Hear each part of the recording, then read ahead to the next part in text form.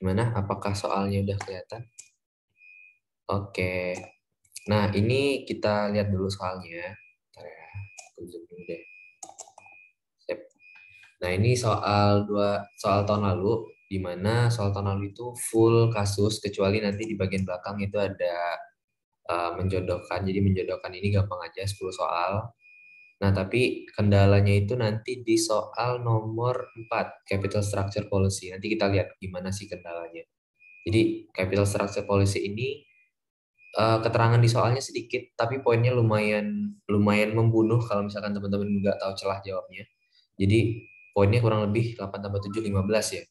Nah ini kemarin yang membuat manajemen keuangan yang UAS itu nilainya ada banyak yang turun angkatan aku gara-gara ini. Gara-gara soal nomor 4 ini nanti kita lihat. Tapi untuk soal 1 sampai nomor 3 itu kurang lebih apa yang kita pelajarin aja sama aja. Nanti dia berkaitan dari soal 1 ini terus ke soal 2, soal 3, soal 4 dia berkaitan. Tapi untuk soal 5 itu dia terpisah sendiri. Nah, jadi perlu diperhatikan banget sih kalau misalkan soal berantai seperti ini. Karena kalau teman-teman salah aja di nomor 1, nomor 2 dan nomor 3 hasilnya bakal nggak sempurna juga. Karena mereka bersambung. Oke, kita ke soal nomor 1 dulu sebagai soal dasarnya. Soal nomor 1 itu analyzing project cash flow. Jadi ini benar-benar pelajaran kita yang di time 9 kemarin. Kita menganalisis cash flow perusahaan. Nah, di sini kita baca dulu ya soalnya ya. Anda adalah lulusan Setia Bintaro Jurang yang sekarang bekerja di badan badan usaha milik negara. Anda memiliki tugas pokok dan fungsi sebagai analis keuangan junior, di mana salah satu tugasnya adalah menghasilkan laporan analisis secara berkala. Kemudian adalah seseorang yang ngasih proposal investasi ke kita. Kemudian di sini Tegar dan rekan-rekannya mendirikan PT Dan Bambu yang bergerak di bidang food and beverage yang gluten free dan vegan friendly. Usaha mereka mendapatkan sambutan yang luar biasa dari konsumen dan trennya terus meningkat tidak hanya untuk dine-in namun juga takeaway dan delivery. 3 tahun lalu perusahaan mereka baru saja go public, kini mereka melihat peluang untuk melakukan ekspansi bisnis. Mereka berencana meluncurkan produk menu baru yang diproyeksikan akan bertahan 5 tahun. Nah ini, jadi intinya itu sebenarnya si produk baru ini. Nih, mana nih? Produk menu baru yang N-nya bakal 5 tahun nantinya. Nah, sebelum masuk kompetitor lainnya, maka jadi di sini ada kompetitornya itu si PT Jakba. Untuk menghasilkan produk menu baru, maka dia butuh aset dong, butuh capital expenditure atau butuh capex. Nah, di sini dia akan mengadakan suatu peralatan di mana harga peralatan itu 5 miliar, namun nanti butuh biaya instalasi sebesar 65 juta. Nih. Nah, di sini juga akan ada pelatihan sebesar 50 juta, kayak pelatihan 50 juta. Kemudian, namun sebelum memutuskan proyek ini, maka mereka itu butuh yang namanya riset atau Research and Development biasanya R&D sebesar 53 juta untuk melaksanakan risetnya. Nah, ini adalah proyeksi penjualan si menu baru tadi tahun 1 sampai tahun kelima itu berubah karena dia berfluktuasi salesnya. Efeknya apa? Efeknya NOEC-nya nggak bisa teman-teman nolin di tahun 1 sampai ke tahun keempat. Jadi nanti bakal berfluktuasi juga ngikutin salesnya. Jadi ini tantangan dari soal kasus pertama ini. Nah, ini harga per paket 150.000 ini price-nya. Berarti nanti tinggal kita kaliin aja dengan quantity sales, dapat revenue-nya berapa. Ini variable cost. Variable cost juga tinggal teman-teman kaliin dengan quantity sold-nya berapa, nanti dapat variable cost totalnya. Sedangkan cash fixed cost 750 juta per tahun. Nah, ini net operating working capital awal itu 250 juta. Ini untuk di tahun ke-0 dan akan di recapture lagi di akhir masa manfaat. Nah, selama masa proyek, dia akan 10% dari nilai penjualan. Karena nilai penjualannya berfluktuasi, otomatis working capital dan NOWC-nya bakal berfluktuasi juga. Ini yang masih banyak teman-teman bingungin. Karena dari kemarin aku dapat pertanyaan seputar NOWC berfluktuasi. Jadi nanti kita coba lihat lagi gimana cara nyelesainnya. Nah, untungnya metode depresiasi itu straight line, 5 tahun, dan nggak ada nilai sisa. Jadi langsung dibagi aja nanti berapa nilai dari peralatannya, kemudian nanti ada pajak 25%. Nah, di sini kita diminta untuk menghitung berapa initial outlay, berarti ini berapa cash flow di tahun ke-0, kemudian berapa free cash flow tahun 1, berapa free cash flow tahun kelima, dan misalkan required rate of return-nya atau discount rate-nya 10%, berapa sih NPV project ini? Jadi ini pertanyaannya seputar itu aja, tapi teman-teman perlu hati-hati, khususnya dalam menentukan siapa aja yang dimasukkan ke dalam biaya. Nah, di sini kalau teman-teman salah, nanti ke belakangnya bakal salah. Di sini kurang lebih ada 4 biaya. Yang pertama ini biaya dari cost of asset-nya, yaitu cost of equipment-nya 5 miliar. Terus ada biaya instalasi 65 juta, ada biaya pelatihan 50 juta, dan biaya research itu 53 juta. Di antara keempat biaya ini ada impostor, maksudnya ada biaya yang nggak bisa kita masukin, karena sifatnya adalah sunk cost, yaitu research and development. Jadi 53 juta ini tidak bisa kita masukkan ke dalam biaya perolehan equipment. Jadi yang dimasukkan ke dalam biaya perolehan equipment adalah 5 miliar ditambah installation cost ditambah biaya pelatihan. 5 miliar ditambah 65 juta ditambah 50 juta. Gitu. Jadi 53 jutanya nggak bisa kita masukin karena ini merupakan sunk cost. Nah, ini biar lebih jelas lagi, aku oper ke Excel-nya langsung aja. Ini ya keterangannya ya. N-nya 5 tahun, kemudian peralatannya tadi harganya segini, nih, terus sales, ini unit, ini price per unit, variable cost per unit, fixed cost, NOWC 10% dari sales. Nah, kalau kita lihat cost of asset-nya adalah 5 miliar 115 juta, dari mana kita jumlahin aja peralatan, ditambah instalasi, ditambah pelatihan. Jadi, untuk R&D-nya sekali lagi nggak dimasukin. Ini aku merahin aja. Nah, gitu. Oke, terus untuk depresiasi per tahunnya berapa? Karena tidak ada nilai sisa, berarti langsung kita bagi aja ya dengan lifetime-nya 5 tahun di soal. Sehingga kita dapatkan depresiasinya adalah 1 miliar 23 juta. Untuk tax-nya nanti 25%. Oke, kita mulai, kita susun dulu ini ya. Biasa ya, kita buat tabel seperti ini. Ini nggak bisa kita, biasa kan kadang ada yang aku singkat ya, T0, T1 sampai 4, T5. Langsung kayak gitu. Karena salesnya berfluktuasi, nggak sama setiap tahun, kita nggak bisa ningkatin T1 sampai T4. Karena ya tadi salesnya bakal beda setiap tahunnya, jadi harus kita pecah seperti ini. Pecah ke masing-masing tahun. Nah, untuk tahun ke-0, itu kan ada NOWC tadi dibilang. Ada NOWC sebesar 250 juta, ada tambahan working capital sebesar 250 juta, sehingga karena ini working capital tambahan, otomatis akan membuat pengeluaran kas, sehingga free cash flow-nya bakal negatif, 250 juta. Jangan lupa capex-nya dimasukin. Capex ini senilai cost of asset, yaitu 5 miliar 115 juta. Nah, sehingga free cash flow di tahun ke-0 adalah 5 miliar 365 juta. Kalau ditanya initial outlay, initial outlay itu adalah free cash flow di tahun ke-0. Jadi teman-teman nggak perlu bingung lagi, apa sih itu initial outlay? Jadi initial outlay itu pengeluaran awal dari investasinya, yaitu segini, 5 miliar 365 juta. Dah, kita kejawab soal 1 yang ini, di mana diminta initial outlay-nya, udah kejawab ya, 5 miliar 365 juta. Ini negatif karena dia merupakan pengeluaran. Ya kan? Karena kan di awal dia beli equipment sama dia nambah working capital. Gitu. Oke,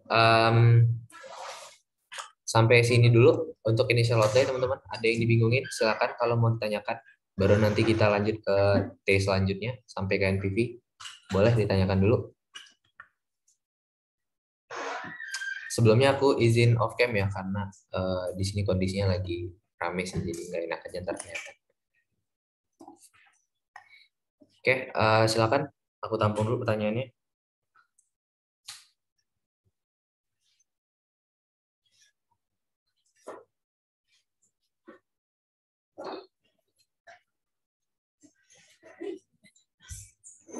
Oke, ini ada pertanyaan. Kalau jawab soal dikasih tanda minus gitu nggak Kak? Boleh. Yang penting yang namanya initial outlay itu memang udah pengertiannya negatif. Kenapa? Karena initial outlay itu artinya pengeluaran untuk investasi. Jadi karena memang udah pengeluaran ya sebenarnya nggak perlu diminusin. Karena memang dari pengertian sendiri initial itu adalah pengeluaran. Initial outlay.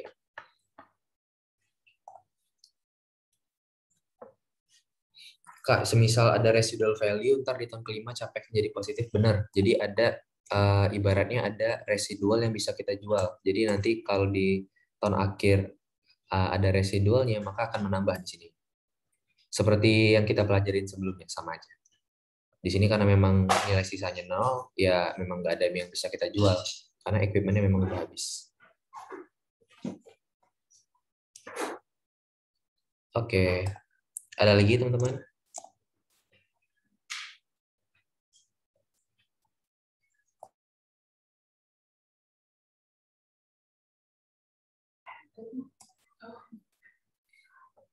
Oh, soalnya ya, bentar ya. Aku kirim dulu soalnya.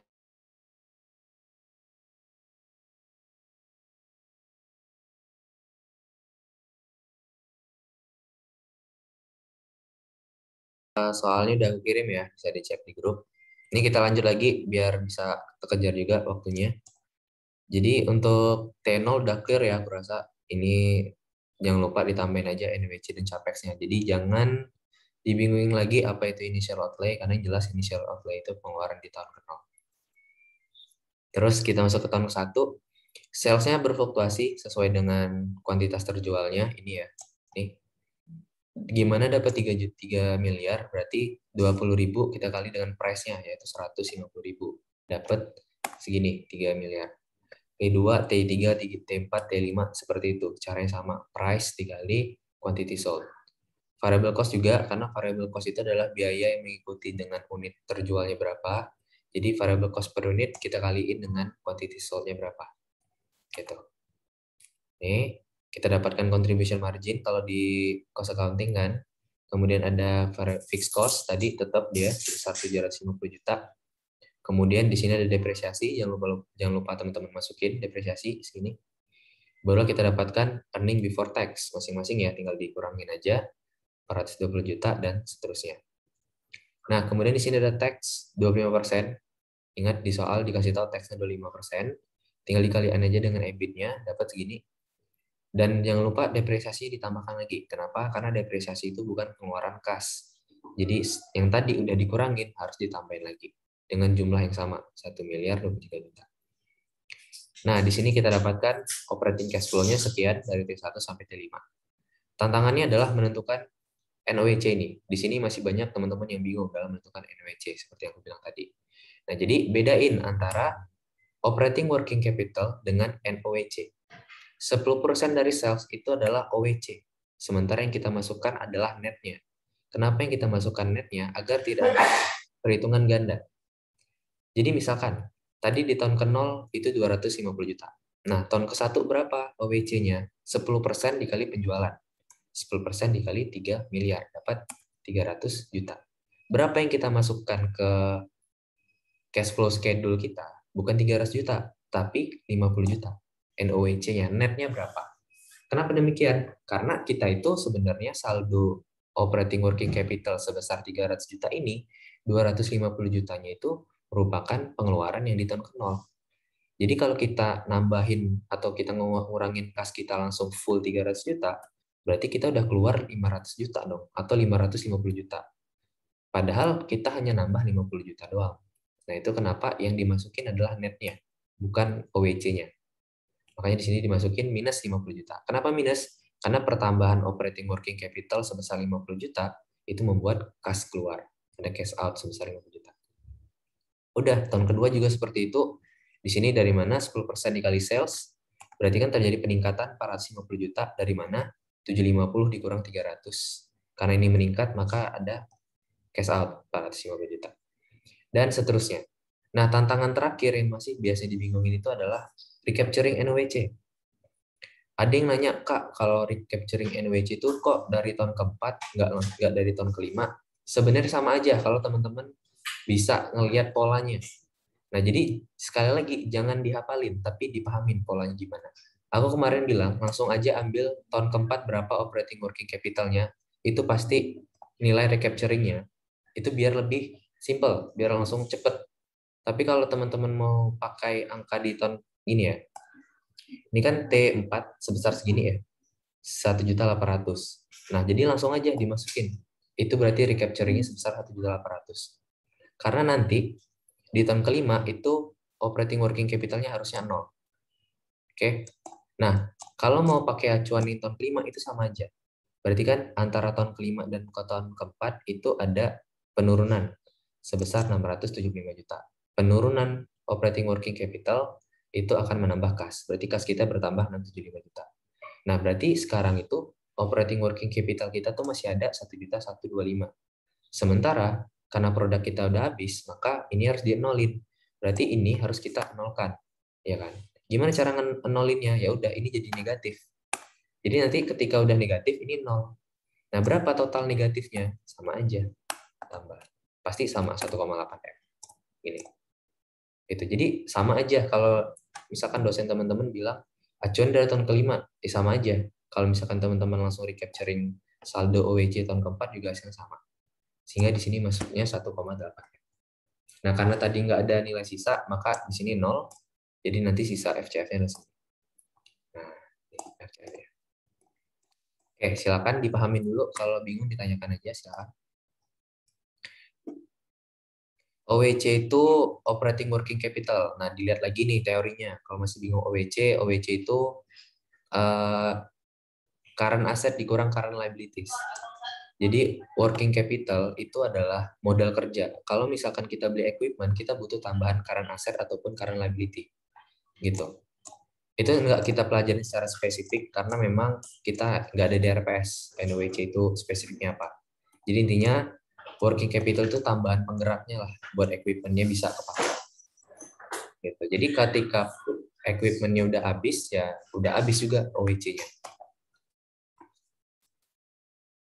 Kalau EBIT-nya minus gimana Kak teksnya? Kalau minus tadi ini mungkin balik lagi ke dosen teman-teman ya itu udah pernah kita ributin juga sebelumnya. Ada yang dosennya nganggap itu sebagai tax saving, ada yang juga nganggapnya taxnya nol. Jadi kembali lagi ke dosen, ntar ditanyain aja. Kalau misalkan EBIT-nya minus ada tax atau enggak. NWC tahun terakhir selalu positif selalu karena dia harus menghilangkan OWC yang udah ada. Gitu.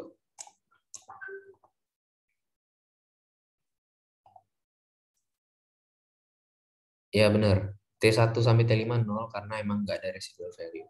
Kalau misalkan ada residual value itu hanya berpengaruh di T kelima, bukan di T1 sampai T4. Hanya di terminal period. Sesuai dengan konsep awalnya.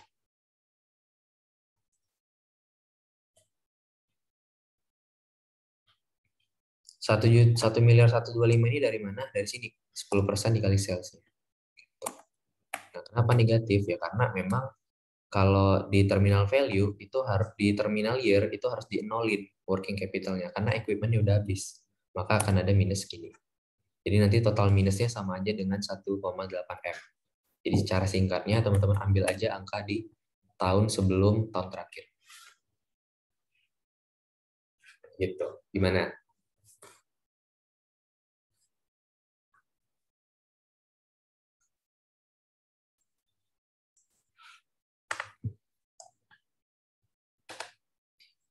Kalau ada residual value ngaruh ke jumlah capex enggak? Kalau residual value itu hanya pengaruhnya di sini sama depresiasi. Jadi teman-teman jangan dibingungin, sesuai aja dengan konsep akuntansi yang kita pelajarin. Kalau ada residual value ya pengaruhnya ke depresiasi. Terus nanti di sini ada tambahan berapa sesuai dengan residual value. Jadi nggak perlu dibingungin karena sebenarnya manajemen keuangan sama akuntansi itu sama. Jadi residual value nanti pengaruhnya di depresiasinya. Karena kan untuk menghitung depresiasi itu kan cost of asset dikurang residual value dibagi umur ekonomisnya ya. Jadi ntar pengaruhnya ke sana. Kak diketahui net working capital 10% dari sales berarti bukan di sini OWC ya. Jadi net working capital di sini tuh 10% itu dari OWC. Yang namanya net itu OWC 1, OWC 2 dikurangi OWC 1. Jadi itu pengecohnya biasanya. Jadi OWC itu ngikut dari salesnya, bukan NOWC. Karena untuk dapetin NOWC, OWC T1 dikurang T0 atau T2 dikurang T1. Nah itu juga salah satu faktor yang sering keliru. Pokoknya OWC di sini acuannya. Jadi nggak ada salah tuh kalau misalkan dia pakai NOWC. Karena yang namanya net itu OWC 1 dikurangi OWC 0. Oke, ada lagi yang masih dibingungin? Biasanya sih ini OWC ini yang perlu teman-teman lancarin lagi, pahamin lagi kenapa angkanya sekian. Jadi jangan ditelan mentah-mentah dulu, tapi nanti coba setelah aku kirim nanti ya setelah ini nanti coba dipahamin lagi Excel. Ini terserah nanti formatnya mau gimana, tapi Kalau dari aku sendiri enaknya seperti ini, teman-teman. Jadi nanti menyesuaikan aja. Oke. Berarti udah nih FCF-nya masing-masing. Tahun ke-0 sampai tahun ke-5. Kita masukin ke perhitungan NPV. Segini FCF-nya ya. Nah, di sini ada discount factor biasa ya. Di sini tadi 10%, berarti 1 tambah 10% pangkat 0, terus 1 tambah 10% pangkat 1, dan sampailah 1 tambah 10% pangkat 5. Nah, untuk mencari present value-nya, berarti free cash flow ini kita bagi ya. FCF dibagi discount factor, FCF dibagi discount factor, dan dapatlah present value masing-masing tahun. Nah, kita jumlahin, kita dapatkan net present value-nya adalah 15 miliar, 115, 310, 942. Karena NPV-nya positif, berarti proyeknya di ACC. Gitu aja. Ini nggak diminta keputusannya, tapi sebagai pelengkap aja, biar teman-teman masih ingat. Gitu. Udah selesai nomor 1. Kita udah dapat di soal tadi initial outlay, soal pertama. Tahun ke-1 udah dapat, untuk soal kedua. Terus terminal cash flow-nya udah dapat, yang ke-5. Dan terakhir NPV sebesar 15 miliar sekian. Ya, jadi kurang lebih nomor 1 itu sampai sini, teman-teman. Nah, jadi nomor 1 ini akan kepake lagi di nomor 2. Karena nomor 2 adalah analisis skenario atau analisis sensitivitas.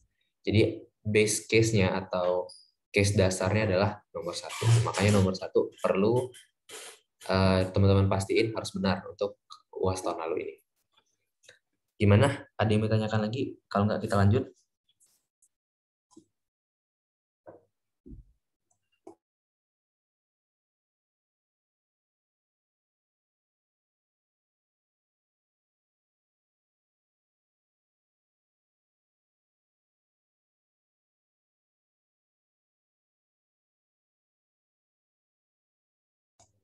Oke. Kak masih bingung banget NWC tahun ke-5. Intinya NWC tahun ke-5 operating working capital itu di tahun terakhir harus 0. Jadi langsung ambil aja. Ini kan tadi tahun ke-4 1,8 M kan. Berarti tahun ke-5 itu harus 0. Makanya langsung aja. Untuk misalkan ya, tahun ke-4 1,8 M. Tahun ke-5 itu 0. Ya kan? Berarti berapa NWC-nya? Ya udah tinggal dikurangin aja. 1,8 dikurang 0. Kurang 0. Nah ini, karena dia berkurang, net operating working capital itu berkurang, maka ini akan menjadi tambahan kas. Gitu, makanya ada tambahan 1,8 M. Gitu. Kalau mau per step kayak tadi juga sama aja. Kita lihat ya, tadi kan operating working capital itu selalu 10% dari sales. Oke, 10% dari sales berarti 1 miliar 1,1 M sekian. Nah, ini kalau kita selisihkan T5 ke T4, netnya adalah 675 juta. Nah, ini belum selesai. Belum ini yang kita masukin. Tapi karena tahun terakhir itu harus 0, berarti 1,125 ini harus kita nolin. Kalau kita nolin, berarti ini minus semuanya. Jadi minus 1,125 M tambah 675 juta sama aja dengan 1,8 M. Gitu. Kak, kalau NPV positif pasti IRR lebih besar dari rate-nya belum tentu. Karena mereka beda sudut pandangnya. NPV itu cash flow, IRR itu bunga. Jadi belum tentu ya. Tapi yang jelas NPV itu yang paling rajanya. Ketika keputusan lain menolak, tapi NPV-nya menerima, makanya diikutin adalah NPV. Contoh biaya lainnya selain R&D, nah itu coba dicek di ini ya, di catatannya ya, di materi-materinya. Karena itu lumayan ini sih nanti kalau dijelasin satu persatu. Ntar ada kok di PPT-nya. NWC pasti nol, ya. Karena di tahun terakhir itu asetnya udah nggak bisa dipakai lagi. Jadi OWC tadi habis.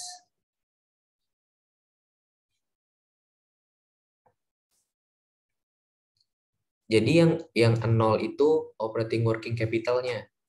Sedangkan selisihnya NOWC. Makanya yang kita masukin NOWC-nya. Ingat yang dimasukin itu NOWC, bukan OWC. Yang nol itu siapa? OWC. Karena selisih antara tahun kelima yang 0 dan tahun keempat itu 1,8, selisihnya adalah 1,8. Berarti NOWC-nya 1,8.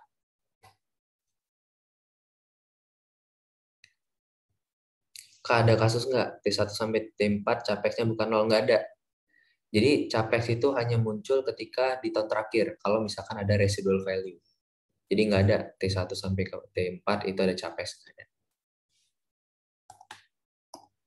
Oke, gimana? Nanti di ini aja, dicoba-coba lagi aja. Kalau mungkin ini kan kalau dilihat aja masih bingung ya, ntar dicoba aja.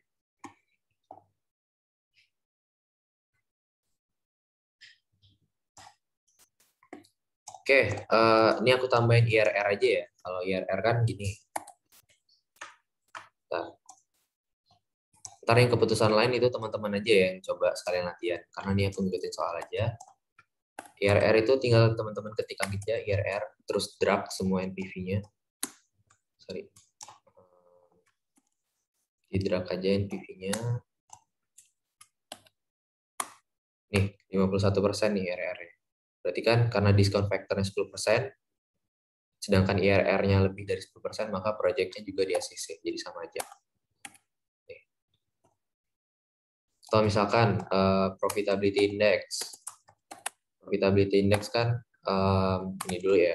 Tahun 1 sampai tahun keempat kita bagi dengan tahun 0. Nah, ini karena dia lebih dari 1, maka ini kan 4 ya jawabannya. Karena dia lebih dari 1, maka di ACC juga. Ntar sisanya bisa teman-teman cek aja lagi catatannya. Oke, kita lanjut ya ke nomor 2 ya. Iya benar-benar. Kalau IRR dari FCF ya.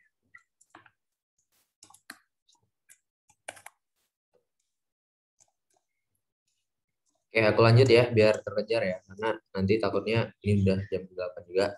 Masih banyak soalnya.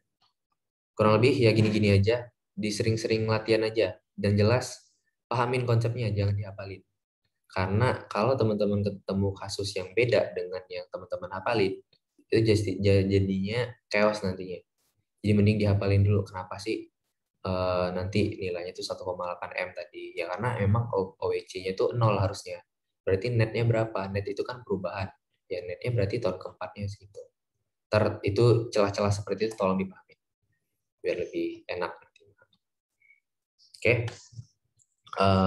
Aku lanjut lagi ke nomor 2. Kita lihat dulu soalnya. Ini gampang karena kita udah nyelesain si kasus dasarnya, base case-nya. Di sini soal nomor 2, risk analysis and project evaluation.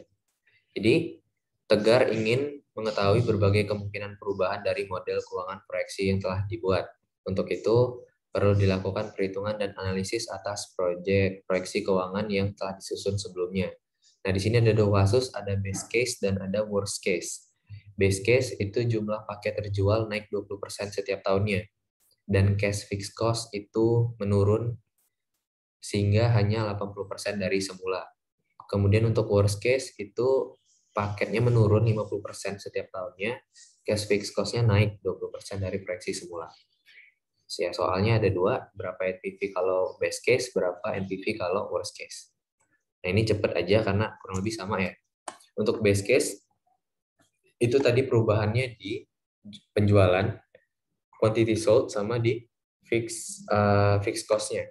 Berarti kan kalau ini berubah, nih ya, otomatis ketika quantity sold-nya berubah akan merubah 2 akun, yaitu sales dan variable cost. Karena yang namanya sales dan variable cost itu ngikutin dengan quantity sold. Jadi langkah cepatnya teman-teman kaliin aja 120%. Kenapa dikali 120%? Karena ada tambahan 20% ya. Dia meningkat 20%. Jadi sales meningkat 20%, variable cost-nya juga meningkat 20%. Jadi kita kaliin dengan 120%. Oke. Sama T1 sampai T5 juga demikian. Akibatnya apa? Karena sales-nya naik, maka OWC-nya bakal naik juga nih. Jadi nilai operating working capital-nya nggak sama dengan yang di kasus dasar. Makanya nanti bakal beda nih nilainya. Ntar tinggal disesuaikan aja. Kalau misalkan nanti pakai Excel, otomatis ini udah ngikutin nantinya. Nah, kemudian perubahan yang kedua tadi, fixed cost-nya bisa ditekan 80% lebih rendah, ke 80% ya. Artinya menurun 20%. Ya udah, berarti fixed cost yang tadi kita kali dengan 80%. Dapat nih. Udah, ntar tinggal anuin aja ke bawah sama dengan langkah yang kasus dasar tadi, dapat free cash flow-nya masing-masing. Kemudian dari free cash flow ini kita masukin ke tabel NPV, nanti kita dapatkan NPV-nya 19 miliar. Nah, di sini bisa teman-teman bandingkan ibaratnya buat nenangin hati teman-teman. Yang namanya base case itu kasus terbaik. harusnya kasus terbaik akan menghasilkan nilai NPV yang lebih tinggi daripada kasus dasar. Kasus dasar berapa tadi NPV-nya? 15 miliar. Kasus terbaik berapa? 19 miliar. Berarti kurang lebih jawaban teman-teman sudah benar. Gitu. Nah, untuk worst case gimana? Worst case kan tadi jumlah penjualan tuh turun 50%. Berarti kita kali aja dengan 50%-nya. Artinya yang terjual itu hanya setengahnya. Otomatis ketika quantity sold-nya turun 50%, variable cost-nya juga. Karena mereka ini saling berikatan. Sedangkan fixed cost-nya itu membengkak 120%. Maka kita kali dengan 120%. Nah, OWC juga berubah. Kenapa? Karena sales-nya berubah, jadi termenyesuaikan. Kemudian kita dapatkan free cash flow-nya masing-masing, tahun ke-0 sampai tahun ke-5. Kita masukkan ke tabel NPV, kita dapat NPV-nya hanya sebesar 3,98 M. Yang namanya worst case itu pasti kasus terburuk akan menghasilkan NPV paling rendah. Teman-teman lihat, dia hanya 3,98 M. Kalau kasus terbaik 19 M, kalau kasus dasar adalah 15 M. Jadi secara secara visual itu ini udah benar. Terlepas nanti teman-teman ada salah hitung atau enggak, selagi nilainya itu yang namanya worst case itu lebih rendah, ya berarti ini udah benar. Secara kasarnya seperti itu. Karena yang namanya worst kan terburuk ya, harusnya NPV-nya paling kecil. Gitu. Untuk nomor 2 gampang, asalkan kasus dasarnya udah benar. Kasus dasar salah, ini pasti salah. Karena acuan teman-teman ngerubah skenario-nya itu dari base case ini atau kasus dasarnya. Itu untuk nomor 2. Silakan kalau diminumi.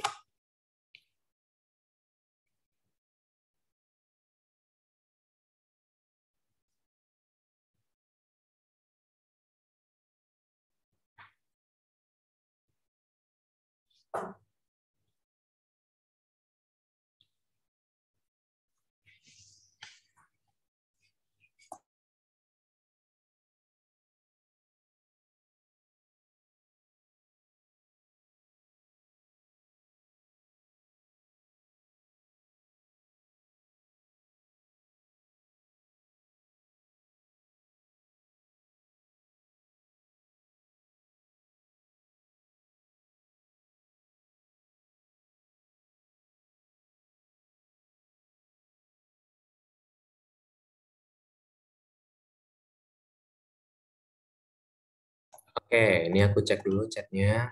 Mas, bisa diulang kenapa ngaruhin NOWC? Kenapa? Karena yang namanya NOWC itu kan tadi operating working capital 2 dikurangi OWC 1. Sedangkan di soal OWC itu 10% dari sales. Karena salesnya berubah, ya otomatis OWC bakal berubah. Karena memang OWC-nya dari sales, otomatis nanti karena OWC-nya berubah, NOWC juga ikut berubah. Gitu aja. Kak, berarti biar gampangnya nentuin NOWC T5 itu tinggal jumlah OWC sama NOWC. Bener, bisa kayak gitu juga. Atau ya tadi langsung aja ambil angka yang T4 ini, OWC T4. Bisa juga. Itu bisa mau yang per step seperti tadi, atau mau ngambil aja langsung angka di T4 ini sama aja hasilnya. Oke, gimana? Ada pertanyaan lagi? Oke, sama-sama.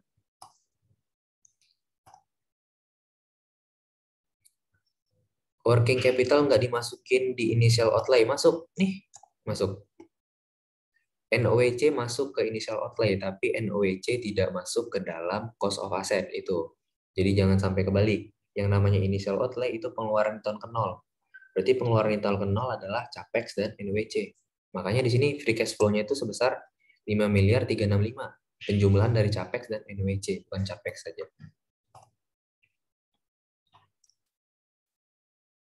Mas, NOWC kok bisa positif yang 100 juta? Mana nih 100 juta? Nih, kenapa bisa positif? Karena lihat di sini. TN0-nya adalah 250 juta OWC-nya.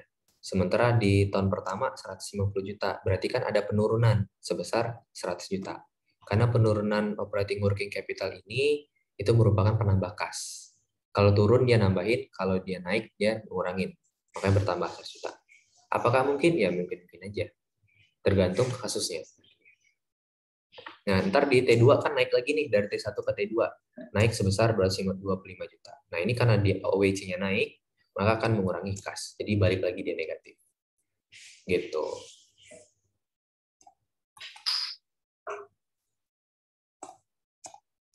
Gimana?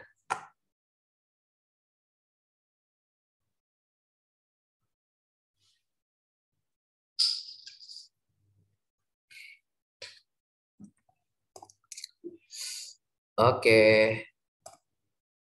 santai aja. Pokoknya di ini dulu, napas dulu lah.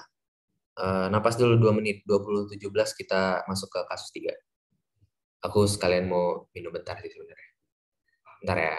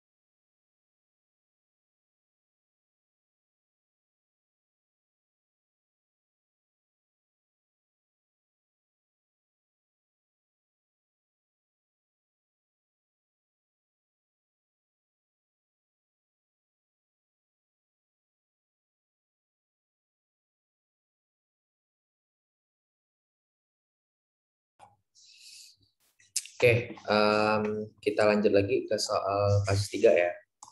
Kasus 3 itu WACC. Nah, ini lumayan banyak pengecohnya di sini. Jadi, ntar tolong dicatat aja, langsung dicatat aja teman-teman. Kira-kira apa yang nanti aku sebutin di mana pengecohnya. Oke, sebulan kemudian Tegar kembali dengan wajah kusut. Jadi yang over proyek, yang overing proyek ke kita itu datang lagi nih ke kantor kita. Nah, dia tuh rupanya mau minjam uang ke bank, tapi pihak bank itu nolak. Kenapa? Karena menurut bank, prospek bisnis keuangan ini itu beresiko. Nah, jadi Tegar itu minta kita untuk coba kita cari cost of capitalnya berapa. Kenapa? Cost of capital ini bisa dijadiin acuan bagi bank. Kembali lagi, apa yang kita pelajari namanya cost of capital itu mewakili resiko perusahaan, benar kan? Karena kan untuk nerbitin bonds, nerbitin ekuitas, itu ada resikonya. Semakin tinggi resikonya, cost of capital perusahaan akan semakin tinggi. Nah, itu kenapa bank itu acuannya dari cost of capitalnya. Nah, ini data-datanya. Types of financing, loan, bonds, common share, sekian. Terus ini term and kontraknya, and other details. Kemudian, walaupun baru go public, nama perusahaan memiliki keterikatan erat dengan para pemegang sahamnya yang berusaha diperlihatkan dengan kebijakan dividen. Tahun lalu, PT dan Bambu membagikan dividen 250 per lembar. Nah, ini dividen 250 ini karena udah dibagikan, ini merupakan D0 dan growth-nya ada 5%, 15%, sorry. Berarti tinggal kita cari D1-nya berapa. PT dan Bambu memiliki bond rating triple B, ini tidak ada pengaruhnya. Jadi ini hanya pengecoh aja, karena kita nanti cari ATM-nya manual. Kita nggak pakai credit rating. Ini nggak perlu dihiraukan. Jadi merah-merah ini pengecohnya. Pengecoh lainnya di sini. Di sini teman-teman lihat type of financing-nya adalah loan bank BST dengan value-nya 125 juta sebesar book value. Oke. Term and contract-nya adalah 7% karena dia merupakan bank loan, market rate dengan kontrak rate-nya sama sehingga 7% ini langsung kita masukkan sebagai cost of debt-nya. Untuk bank loan VV juga sama 8%. Nah, pengecohnya itu di sini teman-teman, di bonds. Di sini value-nya adalah 750 juta secara market value. Kalau secara term and contract itu dia face value-nya adalah 1 miliar.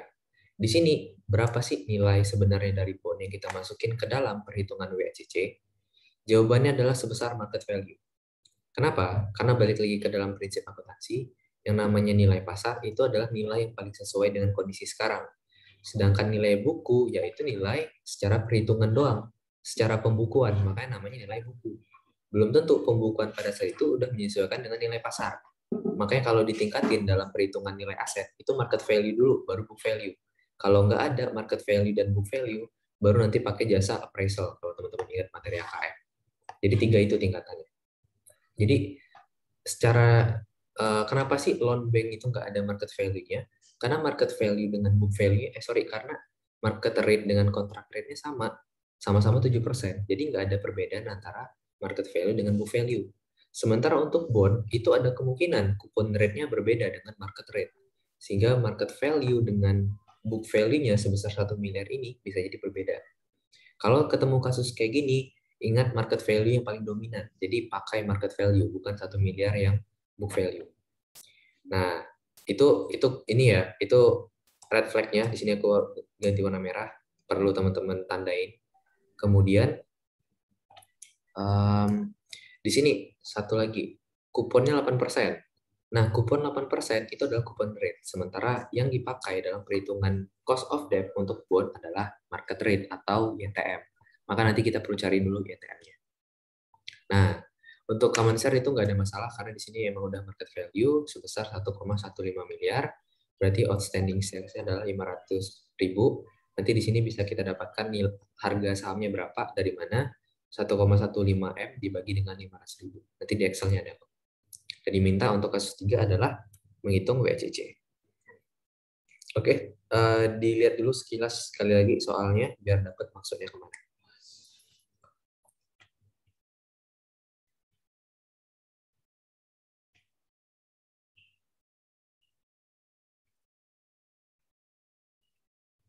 Oke, ada yang ngechat ya. Kak, mastiin berarti bonds pakai MV. Selain itu harus ada lagi, Kak. Jadi intinya ketika ada market value, dia pakai market value. Tapi kalau nggak dikasih tahu market value-nya dan ada book value, ya berarti pakai book value aja. Nah, gitu. Tapi kalau misalkan ada market value-nya, ya udah pakai market value karena market value itu lebih utama. Kak, tadi kenapa rating bond nggak dipakai? Karena memang ya pertama nggak disediain tabelnya. Dan yang kedua, kita bisa menghitung nilai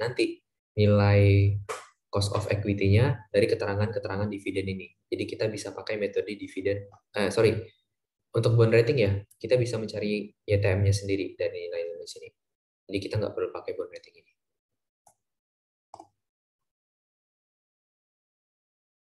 Ya benar, untuk loan itu selalu sama, market rate dengan contract rate-nya. Makanya dia nggak ada perbedaan antara market value dengan book value-nya. Jadi nggak ada tuh bank loan pakai amortisasi, nggak ada. Yang ada amortisasi hanya bonds. Kan amortisasi itu sebenarnya perbedaan nilai yang disebabkan karena perbedaan market rate dengan coupon rate. Karena market rate dan coupon rate-nya sama, si bank loan ini nggak ada amortisasi. Nggak ada amortisasi apa jadinya? Ya MV sama BV-nya sama. Jadi bebas mau pakai MV, mau pakai BV boleh. Tapi untuk bond, lihat dulu. Kalau misalkan BV doang ya BV. Kalau ada MV, berarti pakai MV. Intinya MV lebih prioritas ketimbang BV. Bond rating itu dipakai saat kapan ya? Kalau misalkan keterangan bond ratingnya lengkap, di sini kita mau pakai bond rating, kita nggak ada tools lain. Di sini nggak ada spreadnya, nggak ada tabel bond ratingnya gimana, jadi nggak bisa kita pakai. Jadi kita harus ngitung YTM-nya manual, pakai keterangan yang ada. Nanti kita lihat di Excel.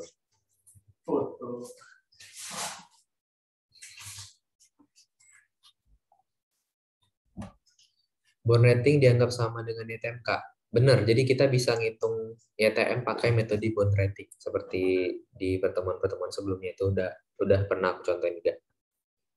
Jadi ada berbagai cara. Alternatif lah, bisa dibilang.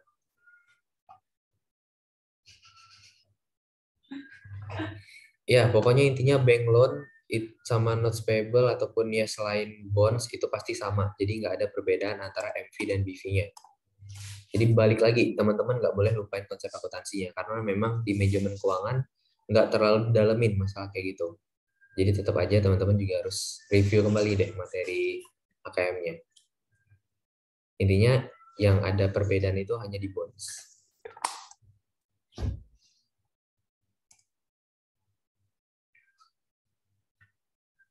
Itu ntar ya, atau tinggal dicek aja sih di videonya untuk hitung yang pakai spread itu ada kok udah. Ini kita ngejar soal yang ada dulu ya. Di videonya udah lengkap kok, sama di PPT-nya udah ada. Di TM berapa ya kalau salah itu? WCC, TM 13 deh, coba dicek lagi.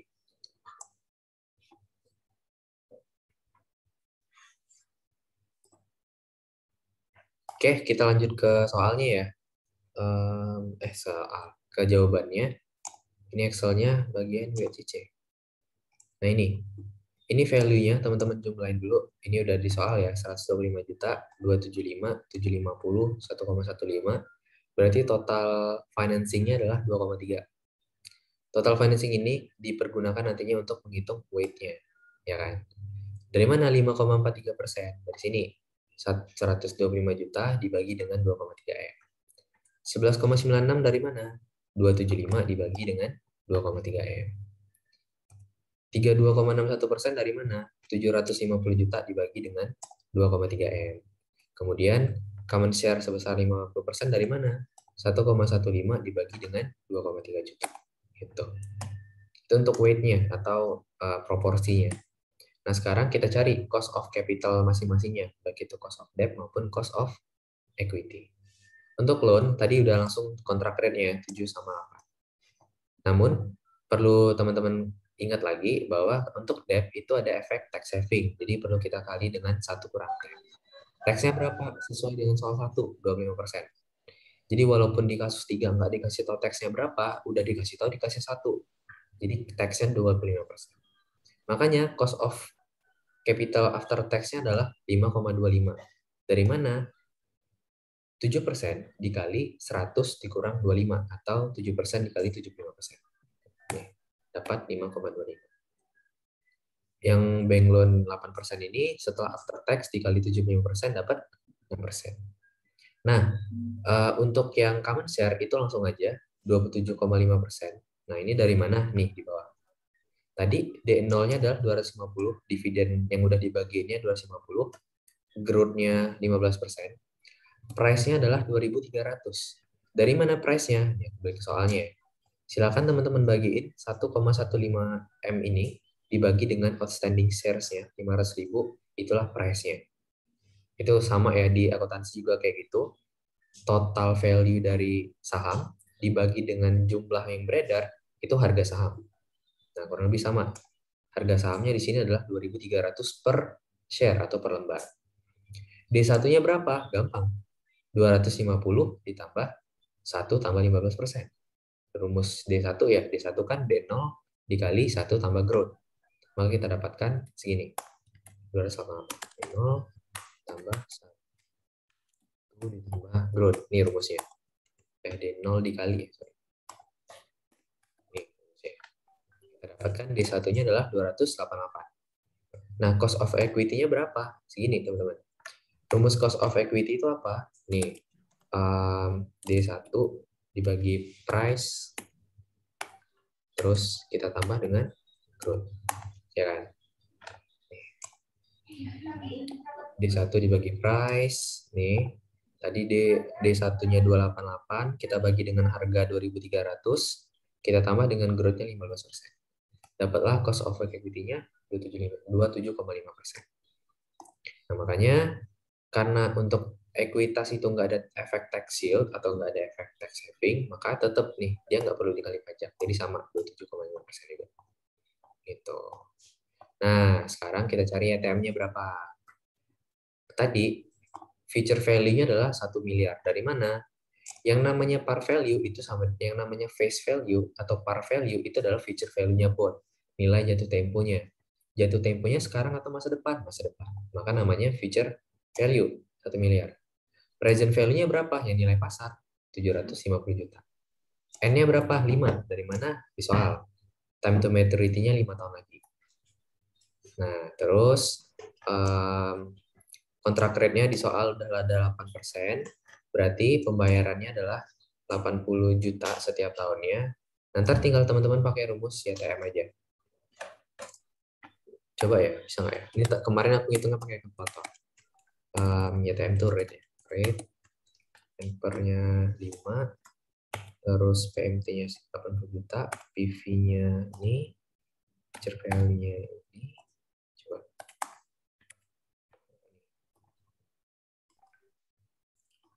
Beda ya. Oke, nanti coba teman-teman hitung pakai kalkulator aja. Karena kadang kalau misalkan emang ada perbedaan itu di Excel-nya itu harus eh, kadang hasil Excel-nya kurang tepat, tapi nanti coba aku cari rumusnya ya, biar yang benar-benar pasti itu gimana. Jadi ini aku coba pakai kalkulator, itu dapat 15,6% YTM-nya. Nanti ya coba aku rekamin gimana cara ngerjain nyari YTM pakai metode solve di kalkulator. Nanti aku videoin. Nanti tolong ingetin ya, sebelum teman-teman ujian MATQ, udah harus aku kirim videonya. Dan jadi YTM-nya 15,56% dikali teks jadinya 11,67. Oke. Nah, ntar tinggal ini untuk WACC masing-masingnya dikali weight aja. 5 ini ya, 5,25 dikali weight, seterusnya sampai bawah, dapatlah WACC-nya 18,56%. Udah, untuk jawabannya adalah 18,56%. Oke, ini pertanyaan yang udah rame, aku cek dulu. Terus mau mana? Masih bingung nentuin D0 sama D1. Nah, ini udah sering juga aku bahas waktu di pertemuan yang biasa. Intinya D0 itu dividen yang udah dibayarkan. Sementara D1 itu adalah dividen yang akan dibayarkan. Jadi patokannya udah dibayar atau belum. Kalau dia udah dibayar berarti D0, kalau belum dibayar dia D1. Aduh, ngeliat, gua ngeliat, nggak mau, nggak malam, bodo amat.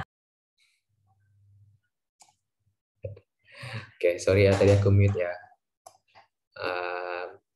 Oke, coba aku dari atas lagi nih. Kak, maaf tadi angka pajaknya di soal kasus 1.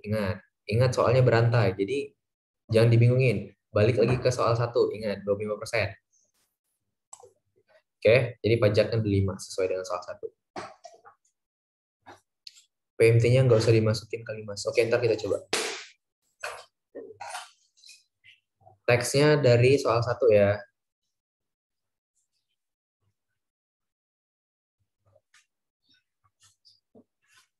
Kak, PMT-nya CR dikali, ya benar, kontrak rate dikali nilai parnya berapa, atau future value. Coba ya, kita ulik-ulik dulu nih, Excel. Tadi, rate, per 5. PMT GV-nya.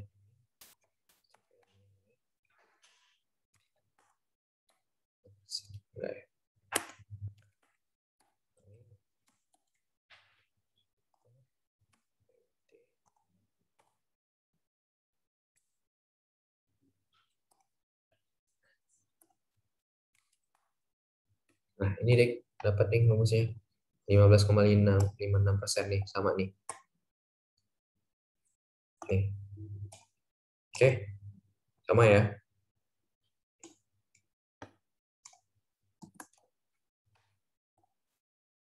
Ya, benar, sama, benar. Thank you semuanya. Udah dapat nih 15,56. Jadi sama ya. Aku ngitung pakai kalkulator segini, pakai Excel juga segini. Ntar dilihat aja rumusnya. Oke, jadi intinya jawaban kasus 3 kita kunci dulu sampai sini, 18,56%. Gimana? Silakan. Ada yang dibingungin lagi? Tanya-tanyakan aja.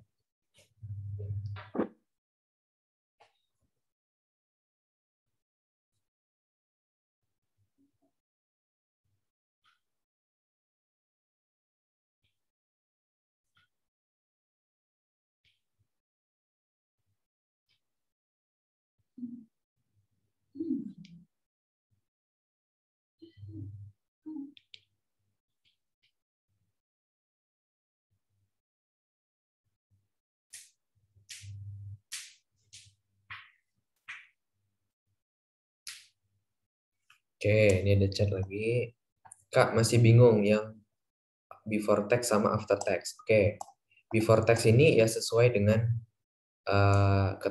ketentuannya. Misalkan kalau bank loan ya berarti kontrak rate-nya berapa. Terus kalau bonds berarti YTM-nya. Kalau common share ya berarti cost of equity-nya. Nah, khusus untuk bonds, khusus untuk instrumen utang itu ada efek after tax-nya. Jadi harus kita kaliin dengan tax. Rumusnya apa? Rumusnya harusnya teman-teman udah harusnya ya, udah familiar lah sama rumusnya. Berarti kan cost of capital dikali 1 dikurang tax. Ini rumusnya. Nih. Nah, jadi tadi berapa? 7%. 7% dikali 1 dikurang 25%. Atau 7% dikali 75%. Dapat 5,25. Yang ini juga sama, 8 dikali 1 kurang 25%, atau 8% dikali dengan 75%, dapat 6%. YTM juga sama, 15,56 dikali 75%, dapat 11,67. Untuk common share, karena dia instrumen ekuitas, itu nggak ada efek pajak. Jadi nggak ada dikali pajak. Before tax atau after tax-nya sama aja, 27,5. Gitu. Baru tinggal dikali weight-nya, dapat WACC masing-masing, kita totalin, inilah WACC perusahaan.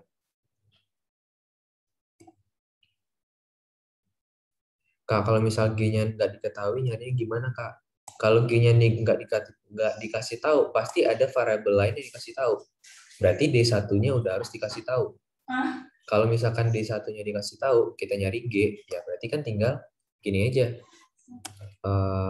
Sama dengan 288 dikurang, salah nih. 288 kita kurang dengan 250, kita bagi dengan 250. G-nya berapa? 15. Gitu. Jadi dia nggak mungkin kalau misalkan G-nya dikasih tahu, D1-nya nggak dikasih tahu, tuh nggak mungkin.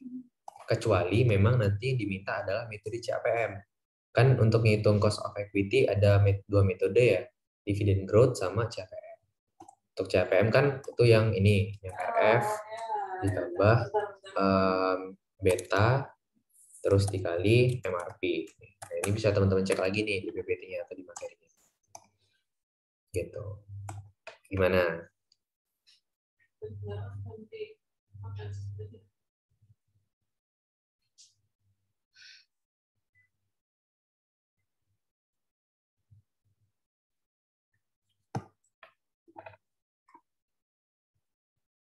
Oke.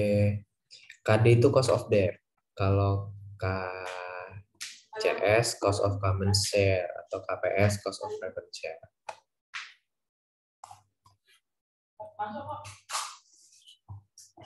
Gimana?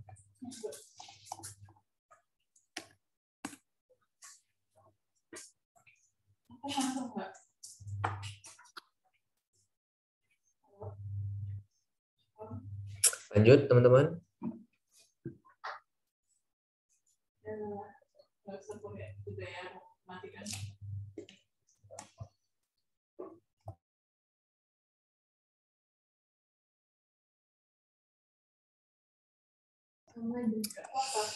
Oke, lanjut ya. Nah, sekarang soal yang paling susah. Sebenarnya nggak susah, tapi ini bukan naluri sih, logika. Yang logikanya nggak kepikir memang. Kita cek dulu. Ini capital structure policy, di mana akuntan dari PT BAM dan Bambu ini terkesan nih sama analisis yang kita buat. Dan dia itu ibaratnya mau ngetes kita. Nah, kita itu diminta untuk, misalkan ya, kita menggunakan asumsi kebutuhan pembiayaan 2,3M dan EBIT 100 juta. Kemudian, yang pertama, buktikan penerapan teori Modigliani-Miller, ini Modigliani-Miller, bahwa cost of capital dari PT dan Bambu akan sama antara kondisi capital structure existing atau WACC dari soal 3 dengan kondisi capital structure kalau kita 100% ekuitas. Intinya, kita itu harus paham dulu di sini. Sebenarnya teori Modigliani-Miller itu apa? Nah, ini kalau untuk lebih detailnya, kembali lagi ya, di sini silakan teman-teman baca dulu biar nantinya ya, kalau misalkan masih bingung, dibaca lagi teorinya.